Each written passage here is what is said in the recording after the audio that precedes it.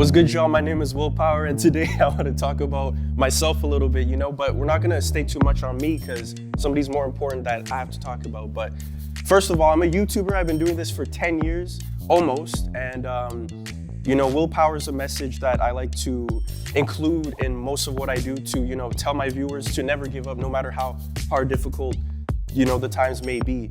And with YouTube, it took a lot of failures. There's a lot of learning lessons, but it took a while to succeed on YouTube. A lot of people see the success aspect of it, but they don't think or see, how much I struggled, because I struggled more than I succeeded, I'd say. And despite that, I never let that, stop me. I kept doing what I had to do, and then that's when I saw success. So that is something that, I definitely pride myself on, and hopefully, that will inspire more people to do the same.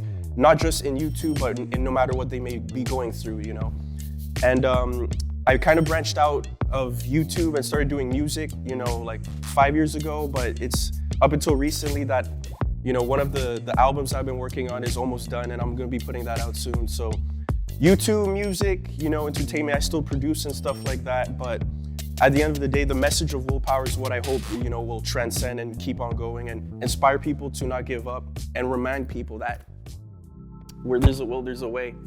And there's always a way with willpower.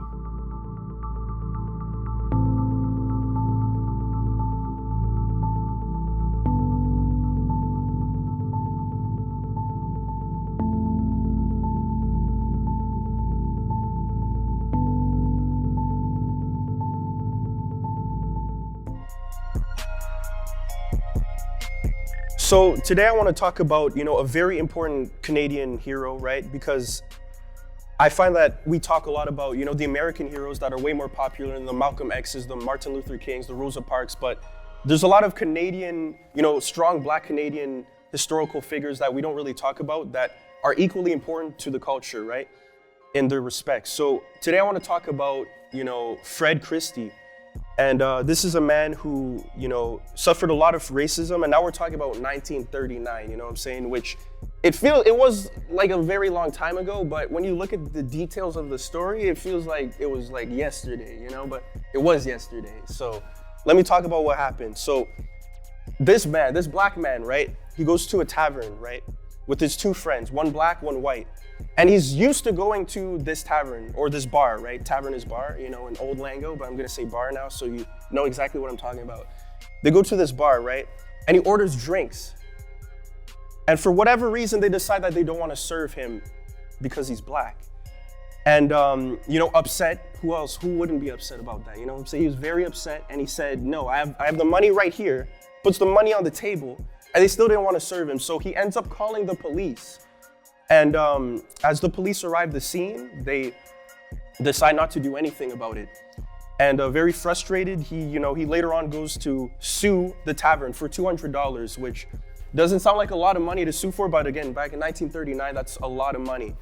And him and his lawyer, they argued that the tavern, the bar, they breached their liquor license, which is supposed to serve any customer that is willing to pay and, get some beer. And they didn't do that.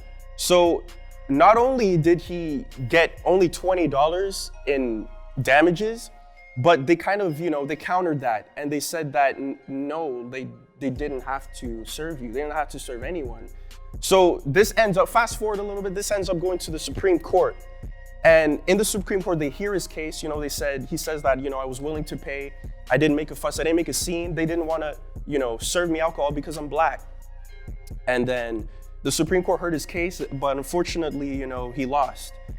And they argued that, with freedom of commerce, no tavern, no bar is obligated to serve anyone, whether they be Black or whatever. And this is a very significant case, in my opinion, because this is a telltale sign of where Canada aided, or, the system aided and abetted racism, and it just covert racism, right? And this is something that's very significant. The fact that he fought not once, but twice, it goes to the Supreme Court, they hear his case at the highest level, and they say no, they basically said, yeah, there was racism, but it's okay.